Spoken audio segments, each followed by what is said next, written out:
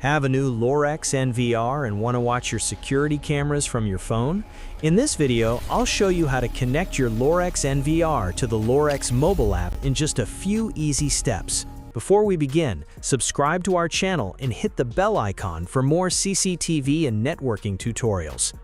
First, download the Lorex app from the Google Play Store or the Apple App Store. Open the Lorex app and sign into your Lorex account. If you don't have one yet, create a free account and sign in. Now, make sure your Lorex NVR is powered on and connected to your router using an Ethernet cable with internet access. Inside the Lorex app, tap the Add Device button and choose NVR from the device list. Scan the QR code displayed on your Lorex NVR or manually enter the device ID and login credentials if required. Wait while the app verifies your device and connects it securely to your account. Once setup is complete, all your connected security cameras will appear in the Lorex app with live video.